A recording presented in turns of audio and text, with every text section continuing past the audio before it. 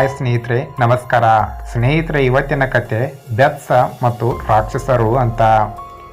ಅವನೊಬ್ಬ ಬಡ ಬೆತ್ಸ.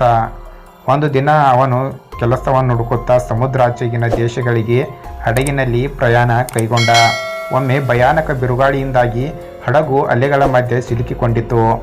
ಬೆತ್ಸ ಒಂದು ಹಲಗೆ ಹಿಡಿದು ನೀರಿಗೆ ಧುಮುಕ್ತಾನೆ. ಹಲಿಗೆ ಈಜುತ್ತಾ ಹೋಗಿ ಒಂದು ಶೂನ್ಯ ದ್ವೀಪಕ್ಕೆ ಹೋದ. ಅಲ್ಲಿ ಹಣ್ಣು ಹಂಪಲು ತಿಂದು ನಿದ್ರಿಸಿದ. ಅವನಿಗೆ ಎಚ್ಚರವಾದಾಗ ಅವನು ನೆರಕ್ಕೆ ಆಕಾಶದಲ್ಲಿ ರೆಕ್ಕೆಗಳಿಲ್ಲದೆ ಹಂದಿಯೊಂದು ಹಾರುತ್ತಿತ್ತು. ಅದು ಅದೇ ದ್ವೀಪದಲ್ಲಿಳಿದು 4 ಕಾಲುಗಳನ್ನು ಮುಡಿಚಿಕೊಂಡು ದಟ್ಟ ನಿದ್ರೆಗೆ ಜಾರಿತು.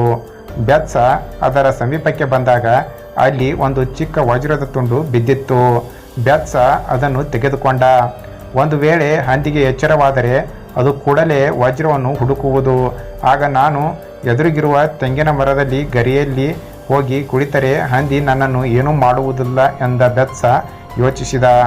ಕೂಡಲೇ ಬೆತ್ಸ ತೆಂಗಿನ ಮರ ಏರಿ ಕೂತ. ಆಗ ಅವನಿಗೆ ಈ ವಜ್ರ ಸಾಮಾನ್ಯ ವಜ್ರವಲ್ಲ, ಇದರಲ್ಲಿ ಮಾಯಾವಿ ಶಕ್ತಿ ಇದೆ ಎಂದು ಅನಿಸಿತು. ಅವನು ಕೈಗೆ ಸಿಕ್ಕಿದ ಒಂದು ಭಾರವಾದ ತೆಂಗಿನಕಾಯಿಯನ್ನು ಕಿತ್ತು ಹಂದಿಯ ತಲೆಯ ಮೇಲೆ ಹಾಕ್ತಾನೆ. ಹಂದಿ ತಕ್ಷಣ ಎದ್ದು ಕೂತಿತು. ಅದು ಕೂಡಲೇ ವಜ್ರವನ್ನು ಹುಡುಕಿತು. ವಜ್ರ ಕಾಣಿಸದೆ ಹುಚ್ಚು ಹಿಡಿದಂತೆ ವರ್ತಿಸುತ್ತದೆ. ಬೆತ್ಸ ಮತ್ತೊಂದು ತೆಂಗಿನಕಾಯಿಯನ್ನು ಕಿತ್ತು ಅದರ ತಲೆಯ ಮೇಲೆ ಹಾಕ್ತಾನೆ. ಈಗ ಹಂದಿಯನ್ನು ತಲೆಯ ಮೇಲಿದ್ದ ಬೆತ್ಸನನ್ನು ಗಮನಿಸಿತು.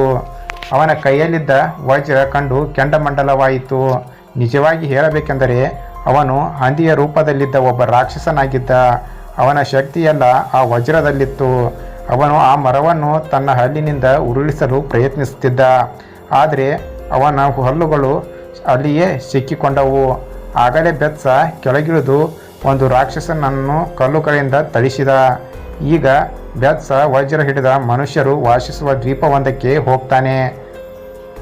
ಕೂಡಲೇ ಅವನೊಂದು ದ್ವೀಪದಲ್ಲಿದ್ದ ಅಲ್ಲಿ ಒಬ್ಬ ಉದ್ದ ಗಡ್ಡಧಾರಿ ವ್ಯಕ್ತಿಯೊಬ್ಬ ಬೆಂಕಿಯಲ್ಲಿ ಏನೋ ಸುಡುತ್ತಿದ್ದ. ಬೆತ್ಸ ಅವನ ಮನೆಯಲ್ಲಿ ಕೆಲವು ದಿನಗಳು ಉಳಿಯಲು ಅವಕಾಶ ಕೊಡುವಂತೆ ಕೇಳ್ಕೊಳ್ತಾನೆ.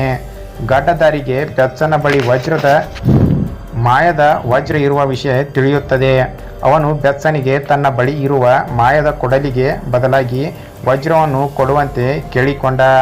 ಗಡ್ಡಧಾರಿ ಕೊಡಲಿಯ ಬಗ್ಗೆ ಹೇಳುತ್ತಾ, ಒಂದು ವೇಳೆ ನೀನು ಈ ಕೊಡಲಿಯನ್ನು ಸವರಿ ಎದುರಿಗಿರುವ ವ್ಯಕ್ತಿಯ ತಲೆಯನ್ನು ಕತ್ತರಿಸಿ ಹಾಕು ಎಂದರೆ ಅದು ಕೂಡಲೇ ಹೋಗಿ ಎದುರಿಗಿರುವ ತಲೆಯನ್ನು ಕತ್ತರಿಸಿ ಹಾಕುತ್ತದೆ ಎಂದು ಅದರ ಶಕ್ತಿಯ ಬಗ್ಗೆ ಬೆತ್ಸನಿಗೆ ವರ್ಣಿಸ್ತಾನೆ. ಬೆತ್ಸ ತನ್ನ ವಜ್ರವನ್ನು ಅವನಿಗೆ ಕೊಟ್ಟು ಅವನಿಂದ ಆ ಕೊಡಲಿಯನ್ನು ಪಡೆದುಕೊಂಡು ವಜ್ರ ಪಡೆದ ಗಡ್ಡಧಾರಿ ಏನೋ ಹೇಳಬೇಕೆನ್ನುವಷ್ಟರಲ್ಲೇ ಆಗಲೇ ಬೆತ್ಸ ಕೊಡಲಿಯನ್ನು ಸವರಿ ಎದುರಿಗಿರುವ ವ್ಯಕ್ತಿಯ ತಲೆಯನ್ನು ಕತ್ತರಿಸಿ ಹಾಕು ಎಂದು ಆಜ್ಞೆ ಮಾಡ್ತಾನೆ. ತಕ್ಷಣ ಕೊಡಲಿಯು ಗಡ್ಡಧಾರಿಯ ತಲೆಯನ್ನು ಕತ್ತರಿಸುತ್ತದೆ. ಬೆತ್ಸ ವಜ್ರ ಮತ್ತು ಕೊಡಲಿಯೊಂದಿಗೆ ಮುಂದಕ್ಕೆ ಸಾಕ್ತಾನೆ. ಸಾಕಷ್ಟು ದೂರ ಹೋದ್ಮೇಲೆ ಒಂದು ಗುಡಿಸಲಿನ ಬಳಿ ಒಬ್ಬ ವೃದ್ಧ ಕೂತಿರುವುದನ್ನು ಬೆತ್ಸ ನೋಡ್ತಾನೆ. ಅವನಿಗೆ 2 ಕೈಗಳು ಇರಲಿಲ್ಲ, ಆದರೆ ಅವನು ಎದುರು ಒಂದು ಪಾತ್ರೆಯಿತ್ತು. ಬೆತ್ಸ ವಜ್ರದ ಸಹಾಯದಿಂದ ಅವನ ಬಳಿಗೆ ಹಾರಿ ಒಂದು ವಜ್ರದ ಶಕ್ತಿಯನ್ನು ವರ್ಣಿಸಿದ. ವೃದ್ಧನು ಸಹ ತನ್ನ ಪಾತ್ರೆಯ ಬಗ್ಗೆ ಹೇಳಿದ. ಈ ಪಾತ್ರೆಯನ್ನು ನೇರವಾಗಿಟ್ಟರೆ ಬೇಕಾದ ಆಹಾರವನ್ನು ಪಾತ್ರೆ ಕೊಡುತ್ತದೆ, ಇದನ್ನು ಮುಗುಚಿಟ್ಟರೆ ನದಿಗಳು ಹರಿಯುತ್ತವೆ ಎಂದ.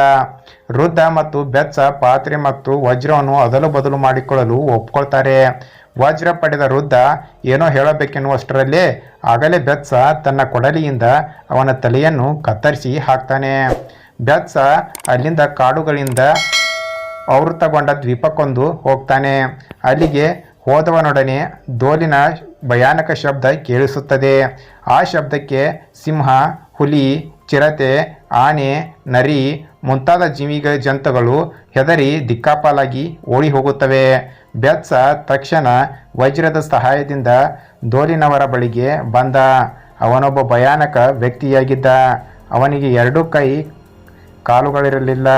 ಅವನು ಬೆತ್ಸನಿಗೆ ತಿನ್ನಲು ಹಣ್ಣು ಹಂಪಲವನ್ನು ಆಹಾರವನ್ನು ಕೊಟ್ಟ. ಆದರೆ ಬೆತ್ಸ ಅದನ್ನು ಮುಟ್ಟದೆ ತನ್ನ ಪಾತ್ರೆಯಿಂದ ನಾನಾ ರೀತಿಯ ಸಾಕಷ್ಟು ಭೋಜನಗಳನ್ನು ತಯಾರಿಸಿದ. ಡೋಲಿನವನ ಡೋಲಿಗೆ ಬದಲಾಗಿ ಮಾಯದ ಪಾತ್ರೆಯನ್ನು ಕೊಡುವಂತೆ ಕೇಳಿದ. ಬೆತ್ಸ ಇದಕ್ಕೊಪ್ಪಿದ. ಡೋಲಿನವನು ಇದರ ಎರಡು ಭಾಗಕ್ಕೆ ಬಾರಿಸಿದರೆ ಭಯಾನಕ ಶಬ್ದವಾಗುವುದು. ಬಲಭಾಗಕ್ಕೆ ಬಾರಿಸಿದರೆ ಇದರಿಂದ ಅಶ್ವಾರೋಹಿಣಿಗಳು ಮತ್ತು ಪಾದಾಳು ಸೈನಿಕರ ದಂಡು ಹೊರಬರುವುದು. ಆಗ ಯಾರನ್ನೇ ಆದರೂ ಜಯಿಸಬಹುದು ಎಂದ. ಪಾತ್ರೆ ಪಡೆದ ಡೋಲಿನವ ಏನೋ ಹೇಳಬೇಕೆನ್ನುವಷ್ಟರಲ್ಲೇ ಆಗಲೇ ಬೆತ್ಸ ತನ್ನ ಕೊಡಲಿಯಿಂದ ಅವನ ತಲೆಯನ್ನು ಕತ್ತರಿಸಿ ಹಾಕ್ತಾನೆ. ಅಲ್ಲಿಂದ ಬೆತ್ಸ ಒಂದು ನಗರಕ್ಕೆ ಹೋಗ್ತಾನೆ. ಅಲ್ಲಿನ ಜನರು ಮತ್ತು ಪಶು ಪಕ್ಷಿಗಳು ತುಂಬ ಬೇಸರಗೊಂಡಿದ್ದರು. ಆ ನಗರವನ್ನು ಒಬ್ಬ ದುಷ್ಟ ಆಳುತ್ತಿದ್ದ.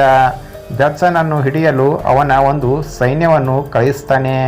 ಬೆತ್ಸ ತಕ್ಷಣ ಡೋಲಿನ ಎಡಭಾಗವನ್ನು ಬಾರಿಸ್ತಾನೆ. ಡೋಲಿನ ಶಬ್ದ ಕೇಳಲಾಗದೆ ಸೈನಿಕರು ಓಡಿ ಹೋಗ್ತಾರೆ. ಆದರೆ ದುಷ್ಟ ತನ್ನ ಸೈನ್ಯಕ್ಕೆ ಬೆತ್ಸನನ್ನು ಬಂಧಿಸಲು ಆದೇಶಿಸ್ತಾನೆ. ಬೆತ್ಸ ಮಾಯದ ಪಾತ್ರೆಯನ್ನು ಮುಗಿಸಿಟ್ಟ ನದಿಯನ್ನು ಹರಿಸಿದ. ಸೈನಿಕರು ನೀರಿನಲ್ಲಿ ಮುಳುಗಿ ಸಾಯ್ತಾರೆ. ನಂತರ ಬೆತ್ಸ ಬಲಭಾಗದ ಡೋಲು ಬಾರಿಸಿ ಸೈನ್ಯ ಕರೀತಾನೆ.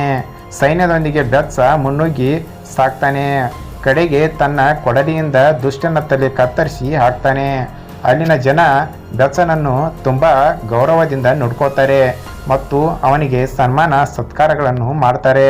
ಬೆತ್ಸನಿಗೆ ನೀನು ಈ ರಾಜ್ಯಕ್ಕೆ ರಾಜನಾಗು ಎಂದು ವಿನಂತಿ ಮಾಡ್ಕೋತಾರೆ. ಆಗ ಬೆತ್ಸ ಇಲ್ಲ, ನಾನು ರಾಜನಾಗುವುದಿಲ್ಲ. ನನಗೆ ಅನಾವಶ್ಯಕವಾಗಿಯೇ ಕೆಲವು ಶಕ್ತಿಗಳು ದೊರೆತಿವೆ.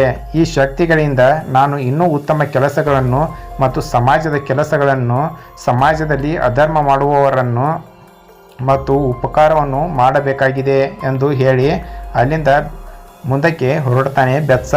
ಸ್ನೇಹಿತರೆ, ಕತೆ ಇವತ್ತಿಂದು ಇದಾಗಿತ್ತು. ಈ ಕತೆ ಒಂದು ಇಷ್ಟ ಆದರೆ ಒಂದು ಲೈಕ್ನ ಮಾಡಿ. ಈ ಕತೆ ಬಗ್ಗೆ ನಿಮ್ಮ ಅನಿಸಿಕೆನ ನಮ್ಮ ಕಮೆಂಟ್ ಬಾಕ್ಸಲ್ಲಿ ತಿಳಿಸಿ. ಧನ್ಯವಾದಗಳು.